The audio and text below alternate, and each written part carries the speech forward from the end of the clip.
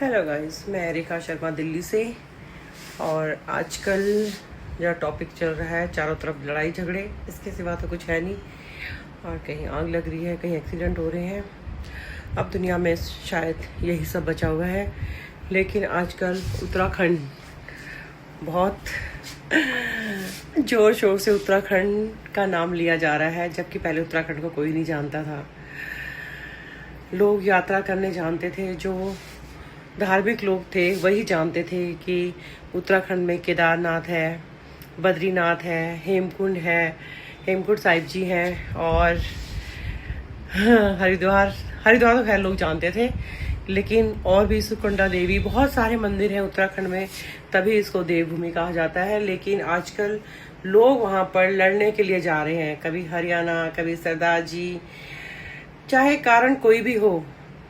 लेकिन अगर हम तीर्थ पे जा रहे हैं तो हमारे लड़ने का कोई मतलब ही नहीं है। एक से गलती होगी तो दूसरा माफी मांग सकता है।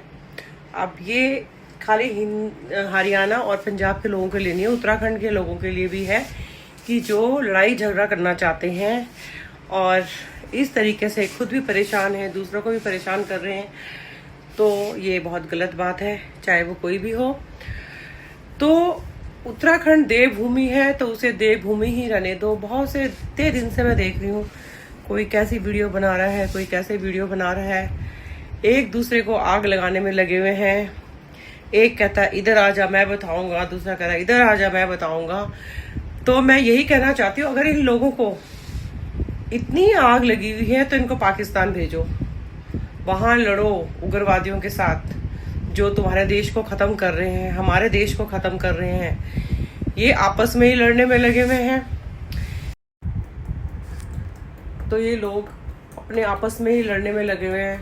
कुछ निहंग सरदारों ने गुरुद्वारों में ही कब्जा कर लिया है, उत्तराखंड के गुरुद्वारे में भी, रुद्रपुर कर्णप्रयाग में, और कुछ सरदारों ने हिमाचल में भी अपने गुरुद्वारे पर कब्जा कर लिया है। तो ये आपस में ही लोग लड़ने में लगे हुए हैं।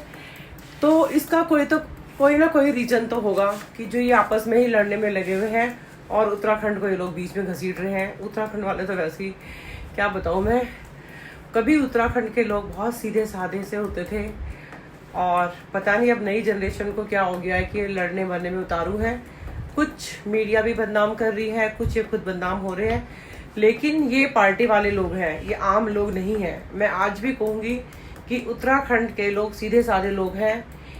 ये लोग छल कपट से कोसों दूर हैं, क्योंकि ये उत्तराखंड के खून में है। उत्तराखंड के खून में छल कपट नहीं है। लेकिन आज की जो जनरेशन हो गई है और ये पॉलिटिक्स के लोग हो गए हैं, पॉलिटिक्स के लोग ज़्यादा लड़ाइयाँ करवाते हैं। चाहे वो हरियाणा के हों, चाहे पंजाब के हों, चाहे उत्तराखंड के हों, चाहे वो कहीं के भी हों। लड़ाई झगड़ा केवल पॉलिटिक्स करवाती है, आपस में मरवाती है। बेचारे शरीफ लोग मारे जाते हैं, गद्दियों पर वो बैठ जाते हैं। तो ये लड़ाई झगड़े कराने का काम सिर्फ पॉलिटिक्स वालों का है। और जो ये उत्तराखंड को बदनाम कर रहे हैं, ऐसे टूरिज्म का क्या फ़ायदा कि जब से टूरिज्म हुआ है, यहाँ से ट्रेनें चली हैं, बसें चली हैं, रोड चौड़ी हो गई हैं, कि उत्तराखंड के लोग परेशान हो गए हैं।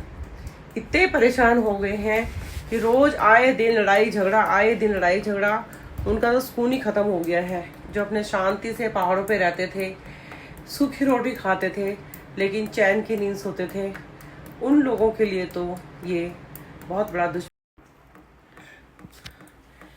तो ऐसी बानी बोलिए मन का आपा खोए, और निको शीतल करे, आप ही शीतल होए कबीरा, आप ही शीतल होए।